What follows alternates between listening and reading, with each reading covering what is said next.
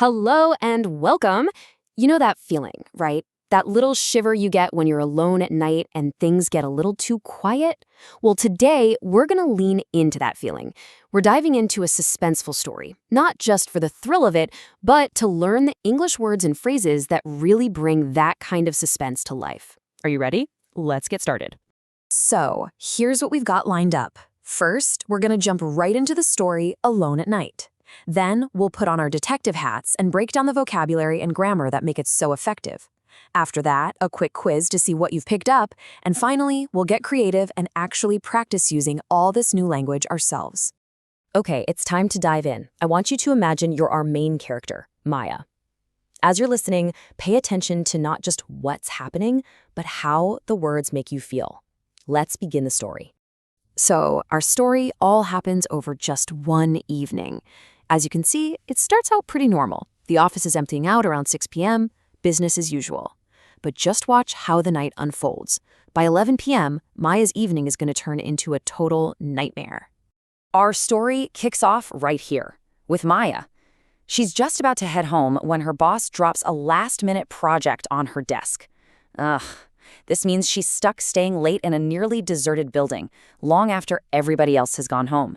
You can imagine, the quiet, empty office is already making her feel a little nervous. Okay, fast forward to 10:30 p.m., and she's finally done.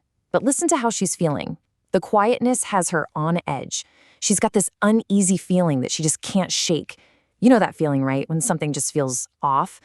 The foggy, empty streets outside only make things worse as she calls a taxi, just desperate to get home. The ride starts, and it's strange from the beginning. The driver's just super quiet. Then he takes a wrong turn, heading into a dark industrial part of town.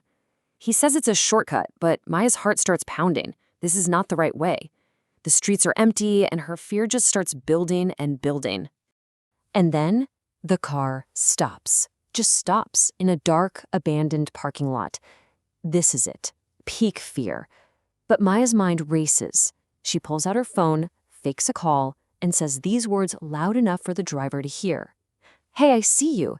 It's this brilliant, desperate bluff to make him think someone is right there watching. And you know what? It works. The bluff totally unnerves the driver. He's confused, maybe a little spooked, and he gives up.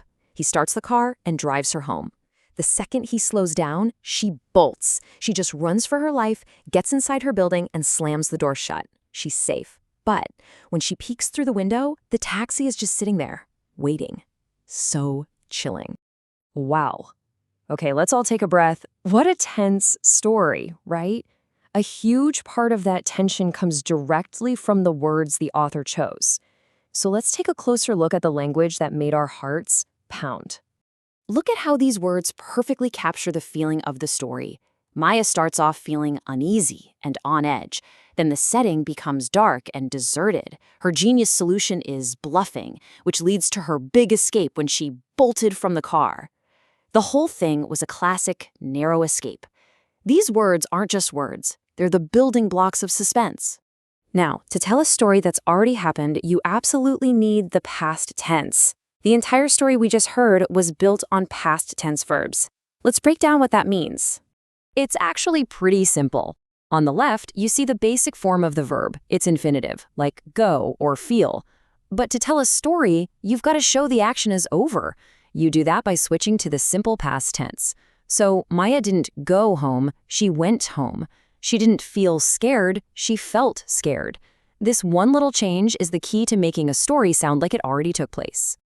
Think of this list as the story's backbone, told just through its past tense verbs.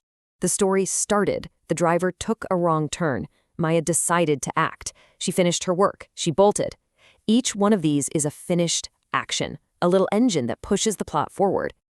Okay, you've heard the story. We've looked at the language. Now it's time for a super quick check to see how well you were listening. Don't worry, it's not a real test. First question for you. Why did Maya end up staying so late at the office? I'll give you a second. Got it? Yep, it was because her boss gave her a last-minute project that had to be done that night. And question number 2. What was that super smart thing Maya did when the taxi stopped in that creepy parking lot? The answer? She faked a phone call, pretending her friend was just a block away and could see the car. What a brilliant bluff. Okay, now it's your turn to practice speaking. Listen to how I say this one and try to hear the emotion. My heart started pounding in my chest. Now go ahead and pause here and try reading all 5 of these sentences out loud. Really focus on your pronunciation and see if you can capture that feeling of suspense. You're doing great. Now for my favorite part. Let's shift gears from just understanding the language to actually using it in some new and creative ways. So instead of that bluff, what if Maya had actually called her friend Lena for help? This dialogue gives us an idea of what that might have sounded like. Notice how Maya is whispering. If you have a friend, practice reading this out loud. Really try to convey that fear and urgency in your voice. You know, one tiny choice can change everything. So what if Maya had been a bit more cautious from the start? In this version, she listens to that uneasy feeling. She double-checks the license plate, sees it's wrong, and cancels the ride. She stays safe inside a lit lobby. This shows us how different verbs, like checked and canceled, can create a totally different and much safer ending. If you really want to sound more natural in English, idioms are fantastic for describing strong emotions. When the taxi stopped, you could say Maya had her heart in her mouth. That driver's creepy quietness probably made her blood run cold. And afterwards, I bet she was shaking like a leaf. These phrases are so much more colorful than just saying, I was scared. Writing is another amazing way to practice. Let's imagine this is what Maya wrote in her journal after getting home. She's reflecting on what happened and what she learned.